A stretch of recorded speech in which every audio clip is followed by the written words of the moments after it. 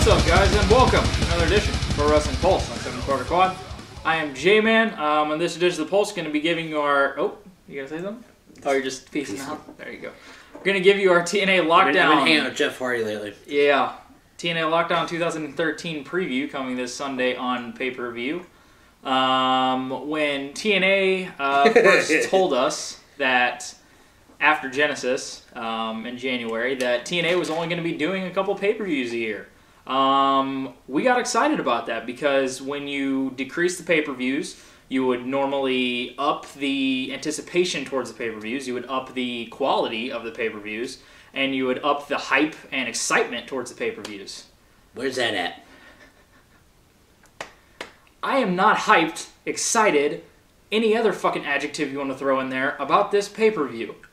It looks like every single fucking pay-per-view that we get on a monthly basis, at least that we got last year, maybe shittier. No, this looks like a fucking house show. I'm up to fucking here right now with what they could be doing and the quality that they could be putting on, and what the fuck is this? I mean, shit. When you only are supposedly gonna do like 4 pay-per-views a year, you need to make these pay-per-views like every pay-per-view needs to be a fucking Bound for Glory. I mean, every single one needs to be your biggest fucking show of the year, and then up it at Bound for Glory and make that even better than all those to build to it. This is not quality enough to be one of four pay-per-views in a year. It's the same old shit. It's even shittier than the shit that we got before. Yeah, I mean, if this is anything decent, I will be shocked. I'm not even fucking joking. This is garbage, and we're gonna run this garbage down for you.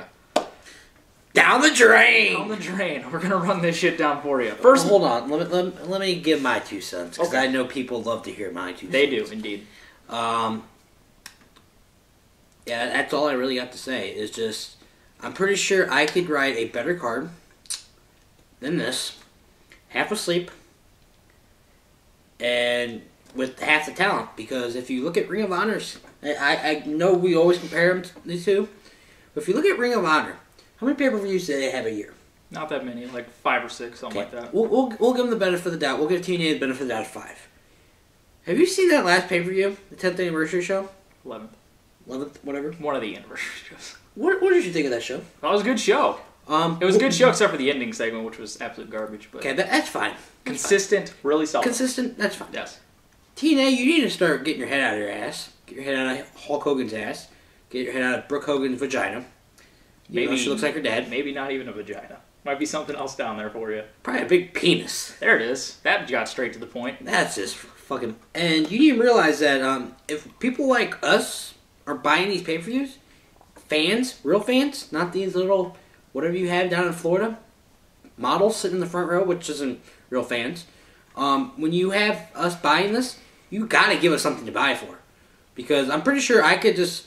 Well, there are people that probably are excited for portions of this show, but they might be mildly retarded. Because there's people that are going to be jacked like a motherfucker for that main event, for that guy. Because, Sting's on the card. Robert's got a boner, so I mean... The truth? But, you gotta fucking give us something. You gotta fucking show us a little excitement. Not better than this shit. Because I can just go on my phone Monday morning, which I'm probably going to do anyway, because I'm not going to be over for the pay-per-view, and read the results. You better watch our show first. I watch the show while I'm on the toilet.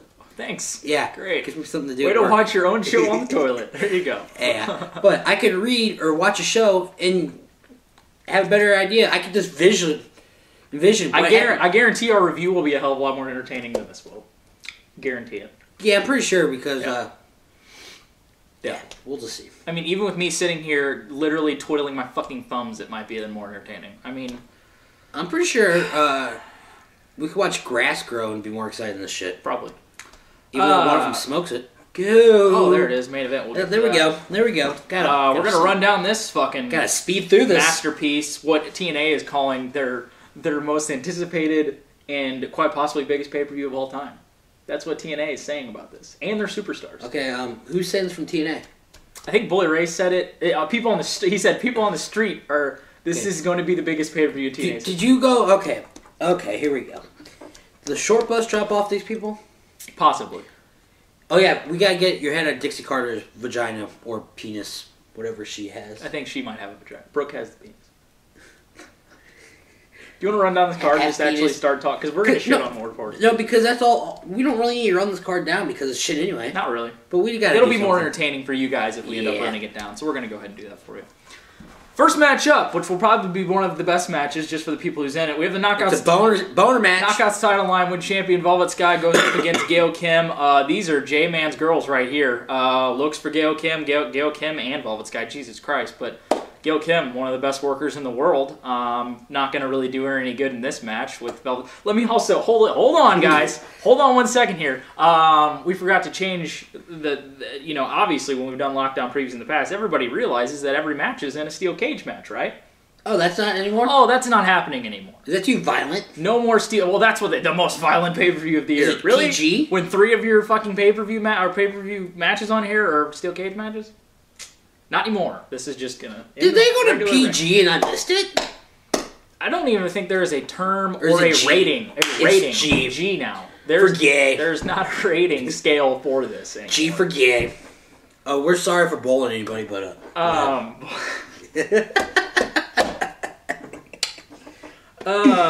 get to that later. Yeah, let's hope not. Yeah, we have Velvet Sky and Gail Kim. Yeah, I won't be going to get some of my father's cooking during this match. I'll be watching it because it's Velvet Sky and Gail Kim. Those are my girls. Velvet Sky's going to retain the title here. Just winning the championship over in London a couple weeks ago, defending it on Impact a couple weeks ago. They're going to run with her. They know everybody's going to pay attention to the Knockouts division when Velvet Sky is the champion. And Gail Kim is just in there for what she can provide in the ring, which is some of the best quality women's wrestling in the world. And that's what she's always done. Won't be anything special. Velvet Sky is going to retain the championship and still your Knockouts champion. This could be the main event for this card. Should be. I'm actually just looking over this. Should be. I put as much preparation. There it is. Good word. You almost said preposition. We almost started talking about language here in a second. Goddamn. Whatever.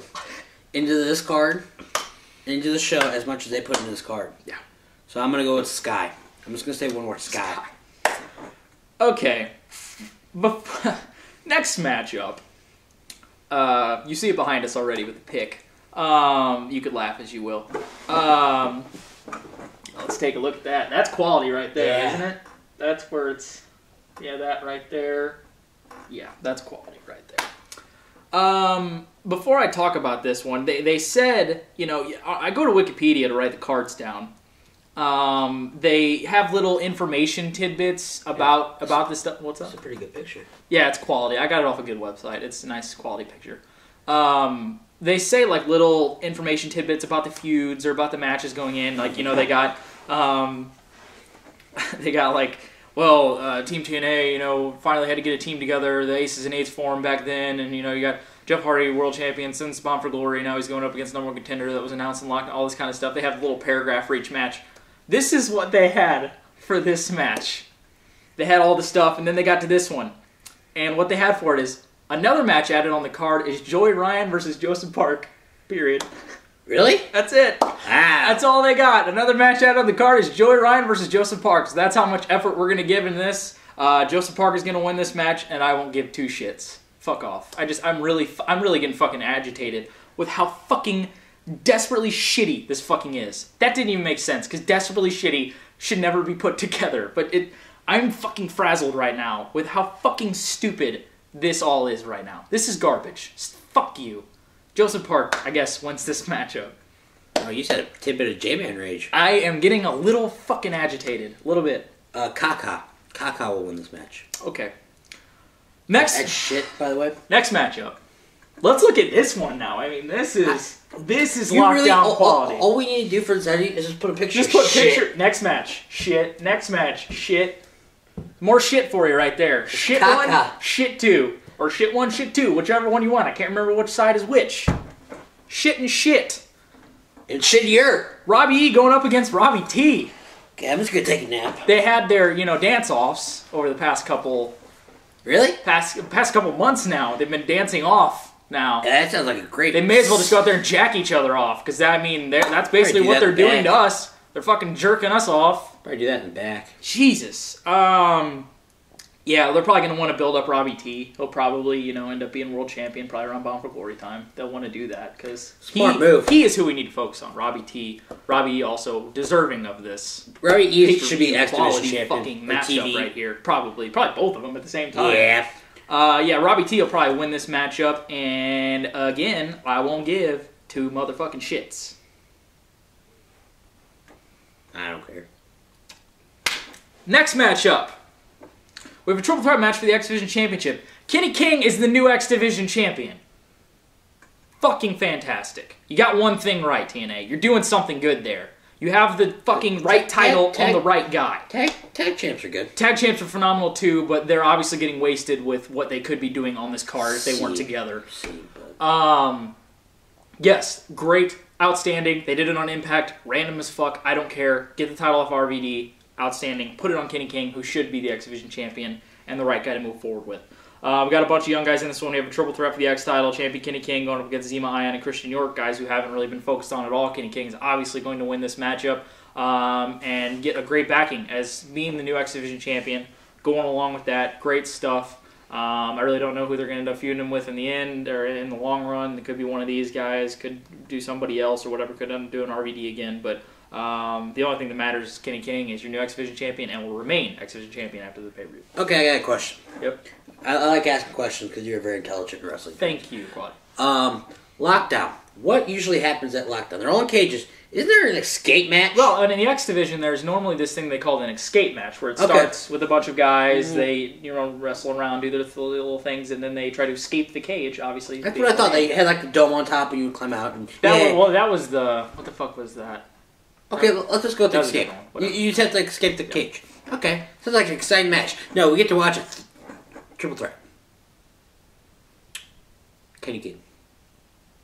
It could be pretty quality. It could. I'll give this match. This probably be one of the better matches of the card. I mean, if Captain Slow Motion Christian York doesn't slow this match down, just like King and Ion do most of the work in that one, you should be all right. Kenny King. Christian York may fall asleep. He might. He might just, hey guys, I'm in the X Division.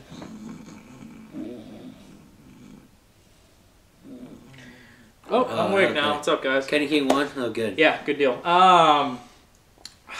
Next up, we have the first steel cage match. Yes! I wrote this card differently to where you're probably going to get 3 cage matches in a row because they won't bring, they won't take the effort of bringing, cages up and down. They'll probably just... That'll make the excitement. You don't know when the cage is going to go down. Exactly. We have Kurt Angle going up against Aces and Eights member Wes Brisco. Okay. No. No. Complete and utter waste of Kurt Angle here. You have not made Wes Brisco seem anything significant. Having him cut one of the shittiest promos I have seen in a very long time in this past edition of Impact. Complete fucking garbage, stumbling all over himself. And now he's going in to have a steel cage match at Lockdown with Kurt Angle, one of the best professional wrestlers of all time. No. You have not done anything to make Wes Brisco seem like he should even be in the realm of being in the ring with Kurt Angle. I don't give a shit if Kurt Angle wants to make the guy look good, wants to bring him up in the industry. You, as a company, have not done that yet, so he is not deserving of that position and is a complete and utter, yet again, waste of Kurt Angle on a pay-per-view. Kurt Angle, I hope, will win this match. If Wes Brisco bids Kurt Angle in a steel cage match, come on.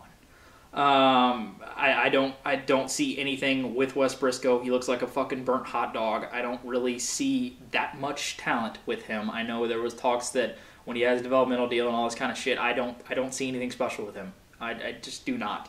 Alongside every other member in Aces and Eights. I'll get to that. And you think a fucking J-Man Rage is right now? Wait. Kurt Angle, let's pray to God, wins this steel cage match and does absolutely nothing any further longer with the waste of time Wes Brisco. If Kurt Angle doesn't win this, I swear to God I will get a phone call and I will be over for the review.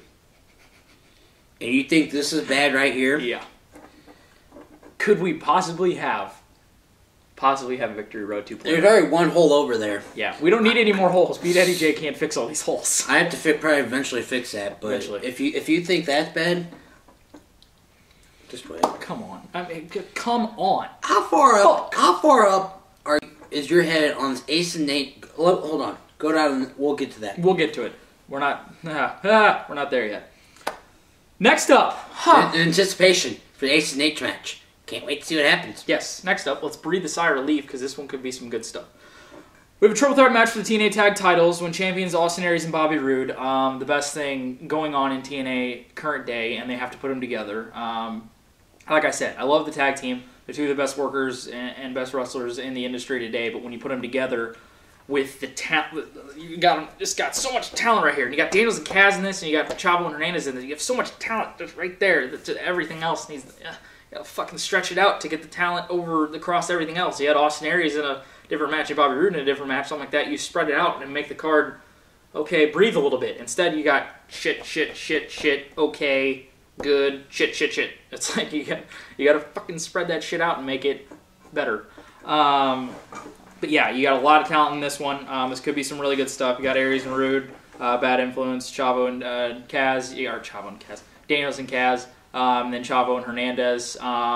If this was in a cage, it would be a clusterfuck with the amount of people that would be in there, kind of like Lethal Lockdowns or clusterfucks in the end. But it's not, obviously, because not every match is in a cage. But I'm going to go with Aries and Roode retaining the titles here. I'm really curious to see what they're going to end up doing with them in the long run. Obviously, it'll probably end eventually with them splitting up and, feuding or whatever the hell they end up doing. No, that would just be terrible, wouldn't it? Yeah, that'd be terrible to have an Austin Aries and Bobby Roode feud. That wouldn't do anything good for you. That wouldn't get views from the Ring of Honor audience. No, it wouldn't. Yeah, I'm gonna go with Aries and Roode retaining tag titles in this match period, which could be some really good stuff. I don't know why I did that. I don't either. This match is gonna probably be the best match of the card. I'm calling it right here. I'm gonna see Austin. Actually, I really wouldn't mind who wins this. Well, it'd be good if they put it back on Daniels and Kaz or something and let Aries and Roode. Yeah, Aries and Roode or just separately. anything. But I'd like to see Aries and Roode win this and continue on with that. Like I said, it's probably going to be the best match of the card. And it's... Okay. Yeah. We'll see. Next up. You want this to throw? Wait, I'm good. I will compose myself at least right now. We have the Lethal Lockdown match between Team TNA featuring Sting, James Storm, Samoa Joe, Magnus, and Eric... Who? Sting, James Storm, Samoa Joe, Magnus, Mojo, and Eric Young. Samoa Joe found himself on the card, because buried. Let's make sure we have to get him somewhere in there. James Storm buried as well. Magnus and Eric Young, kind of random. Eric Young always comes up and kind of represents TNA. Obviously, they used him when I think Scott Hall no-showed that show back in 07 or 08 or whatever, and they used him in that tag match fucking randomly. But he always represents that TNA kind of aspect of the things there. Going up against Aces and Eights. You have Devon, Mr. Anderson, Doc and Knox. I think we wanted to do the oil change, tire repair, dentist office, because it sounds like they're, I don't even know. And Garrett Bischoff. Okay. Yeah, Lethal Lockdown's normally pretty entertaining. Fun stuff, original kind of idea they got there. I believe, I think I finally, when I was just thinking about this stuff, I think the face team has won every single Lethal Lockdown that's ever happened, which is an interesting little tidbit there. Obviously, with I don't even want to explain this fucking feud. I don't even want to fucking explain it because it doesn't deserve explaining because it doesn't deserve to be happening right now. We've talked about it. The idea of Aces and Eights is a great idea. You're executing it absolutely the worst fucking way possible with using the trash, shit, fucking fest garbage that you have in this fucking faction. And not only did I think it was trash, shit, garbage when they ended up adding in Taz, we had this past edition of Impact reveal who the VP of the Aces and Eights was, who is now basically, I guess, higher up than Devon was, revealed as being D'Lo Brown. D'Lo Brown is the VP of the Aces and Eights. Had Kurt Angle rip the mask off. How could you, D'Lo? D'Lo Brown? How could you, D'Lo Brown? Am I saying fucking D'Lo? Am I fucking hearing myself say D'Lo Brown in the year 2013, leading a fucking faction that is supposedly dominating the second biggest wrestling company in the fucking world? What? Are you fucking serious right now? It's D'Lo Brown. He wasn't relevant when he was in the Nation of Domination. And the Nation of Domination was a fucking shitload a hell of a lot more relevant than this shit. So what does that say to you? And that was 15 years ago. Really? Fuck you. I mean, just fuck you. Whoever fucking thought of this idea, fuck off and fucking fuck off. God damn it. I mean, this is... How good they could be doing with the talent that is on this fucking roster. How good they could be doing blows me away. I know the potential of what this roster can produce. They are not even close to being to that fucking element. Not even fucking close. Good lord. I mean, to say I could give a shit about who wins this match or what the fuck happens here would be an understatement. I guess I'll go with Team TNA. I'll go with the fucking face streak that's, I guess, going on with these lockdown matches. If they want to make any sense, Aces and Eights would win this match. But, you know, like I said, it doesn't make any sense, so why the fuck even do that? Yeah, you could go ahead and talk about it now. Ooh, my turn. Can you hold that? Okay. With the understanding of Aces and Eights coming out and they needed a faction, they're trying to do something to spice up Impact so people would actually watch it. Understandable. Like J-Man said, Ace and Eight's a brilliant idea. The way they attack and the way they come out in mass and all that, brilliant. But with the people you have in it, is not that brilliant. Like, you have guys that are on Team TNA that should be in this Ace and Eight that would make the most sense ever. Have fucking James Storm run it. Have Samoa Joe run it. Have somebody with the credibility of fucking TNA. Not fucking Devon from WWE. Let's see. I think almost all these guys have been in WWE. Or have some connections to WWE. Garrett Bischoff, Eric Bischoff's son. Fucking Mike Knox, ECW former champion. Mr. Anderson, former Mr. Kennedy. Devon, 3D. Fucking D'Lo, fucking... What year was that? 90... Fucking 8? 98? Okay, 96. Also, what J-Man said about fucking Nation Domination. Look who was in that fucking faction. The Rock. Fucking put somebody that's actually worthwhile in a faction if you want to fucking expand. If you want people to fucking actually realize what the fuck is going on. Because I literally turned on Impact last night. For some odd fucking reason, they had a fucking Ace and Eight promo. Or something with Ace and Eight. And you know what I did? You know what I did? I fucking flipped the fucking channel. You know why? Because my attention wasn't there. If you want somebody's attention, like J-Man, myself, Ryan, Robert, fucking put somebody in charge that's actually worthwhile. Put an AJ Styles. Put a fucking Christopher Daniels. Put somebody that I will actually fucking listen to. That actually would make sense leading the faction. Not D'Lo Brown. Motherfucker, it's not 1998, 1999. Not fucking D-Line. Once again, we're not in ECW anymore. Fucking put somebody that's actually gonna get my attention for me to actually pay attention, see what the faction does, see it expand. Because you know what this faction's gonna do? It's gonna cave in on itself, and that's gonna be the funniest thing. I will laugh in the fucking faces of all you fucking sheep out there that will jump on any bandwagon and actually thought this was a good faction with the fucking people in it.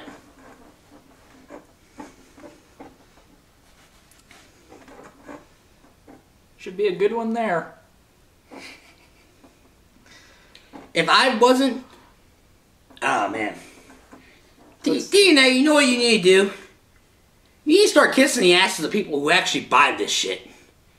Because this card right here, I know we have one of the best main events ever in TNA history, supposedly. But this card right here, if people like us buying this, because mommy and daddy are going to buy it for the little kids. You're insulting us. You're just pretty much spitting in my face. And like I've said before, after Victory Road and after that shit, okay, you had a mishap with Jeff Hardy, understandable. Okay, it's gone through the history. But wouldn't you try to build off of that shit and not have fucking Jeff Hardy in the fucking main event anymore? Wouldn't you punish him by not letting him be the title holder anymore in TNA? Unless that written in his contract, I had to be the world title holder or I will leave. Oh, bummer days, Jeff Hardy fucking leaves. That would be horrendous. Couldn't see that ever happening. Good lord. Yeah, we're gonna... yeah. I could talk even more. You're just insulting us. You're insulting people that know what this roster is capable of. I know what this roster is capable I know what half this roster's capable of. Half of it, yeah. Half because half of it's actually worked well. Half of it you could literally just throw away. It's washed up WWE superstars. Or a bunch of nobodies with fucking last names that fucking you think their last name's gonna get by. Nope.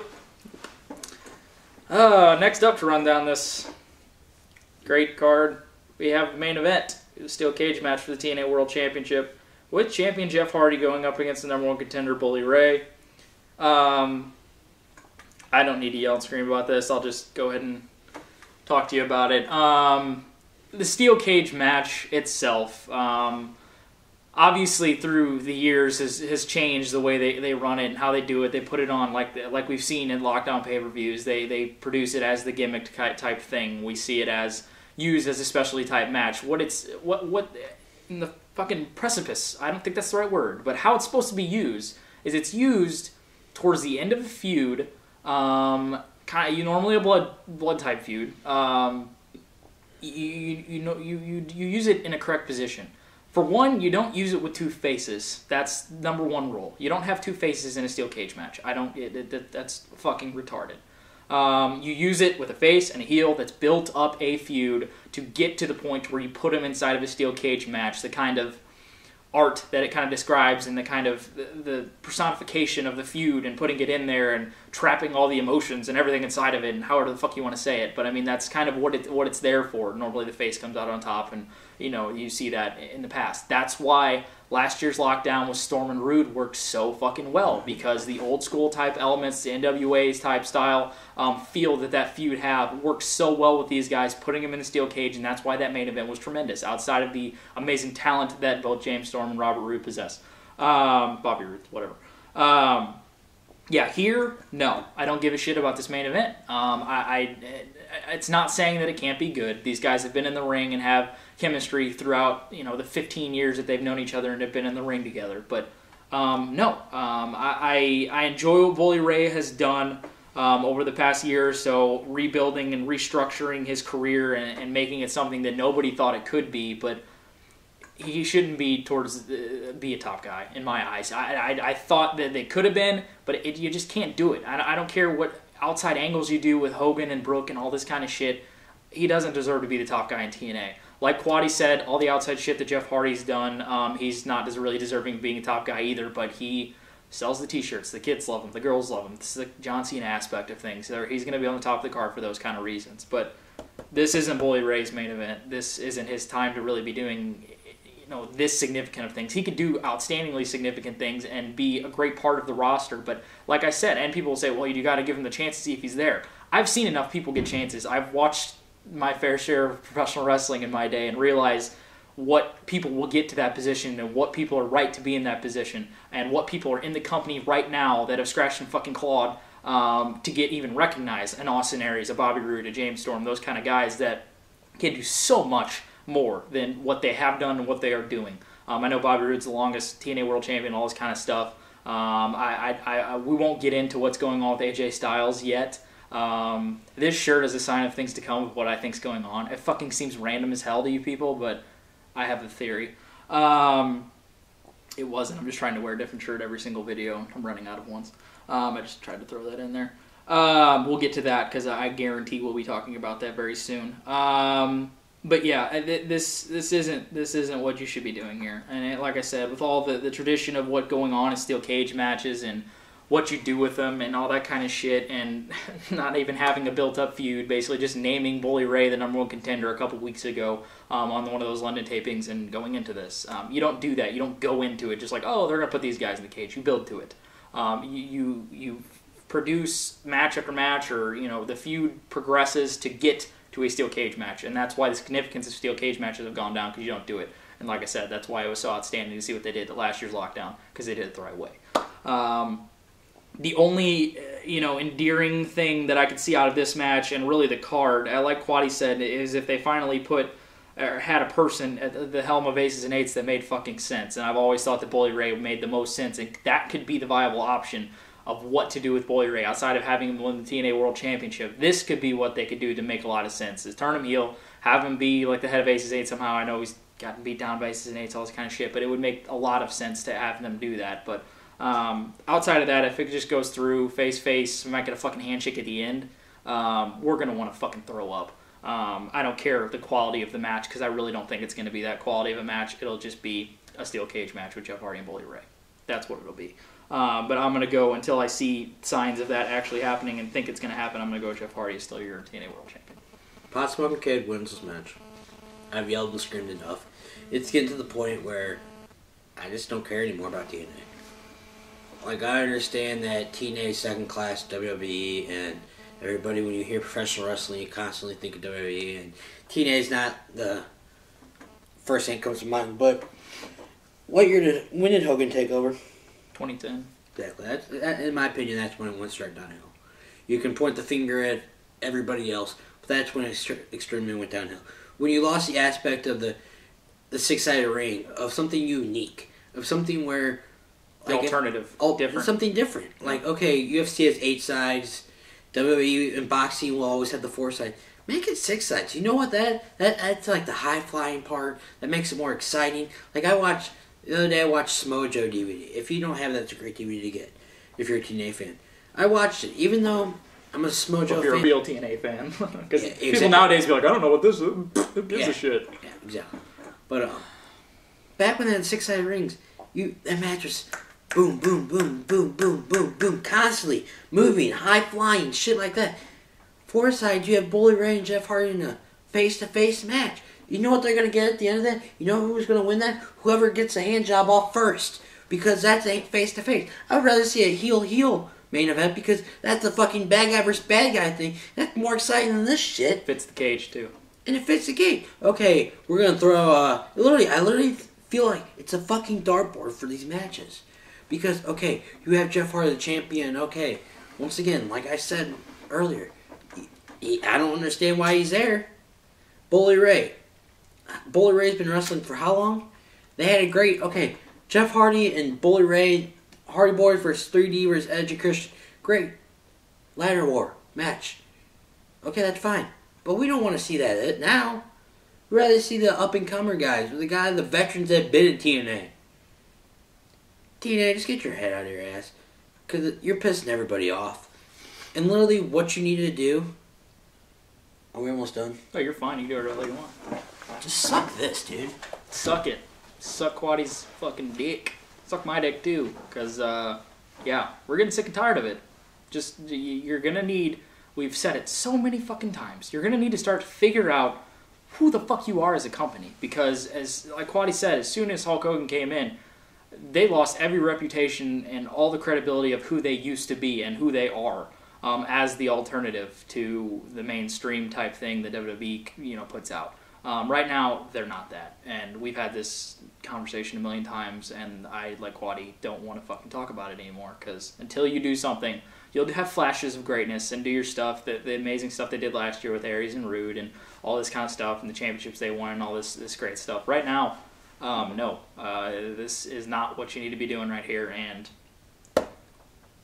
I don't give a shit about that. So, yeah, for my partner Quad, I am J-Man. Be sure to check out our review after the pay-per-view Sunday. I guarantee you, if you don't pay your $34, whatever the fuck it is, dollars to check out the TNA Lockdown pay-per-view, I wouldn't.